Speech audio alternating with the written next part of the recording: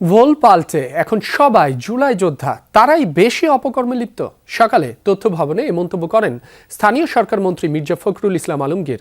জুলাই শহীদ দিবস স্মরণে ছিল প্রকাশনার মোড়ক উন্মোচন এবং আলোচনা সভা।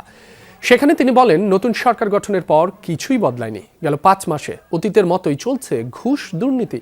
শুধু প্রধানমন্ত্রী তারেক রহমান জুলাইয়ের আকাঙ্ক্ষা অনুযায়ী দেশ গড়ার চেষ্টা করছেন।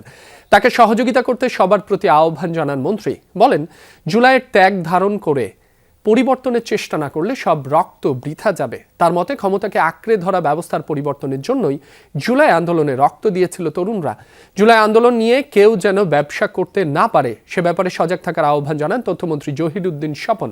বলেন, বৈষম্য বিরোধী আন্দোলনকে সামনে রেখে তারেক রহমানের নেতৃত্বে ফ্যাসিবাদের পতন ঘটিয়েছে বিএনপি।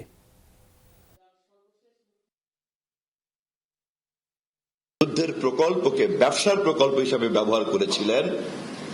আমরা জুলাইকে নিয়ে যেন তেমনি কোনো একটি লাভজনক প্রকল্পের কোনো উদ্যোক্তাকে দেখতে না পাই। 4-5 মাসের মন্ত্রিত্বের অভিজ্ঞতা আমি দেখছি যে কিছুই বদলায়নি।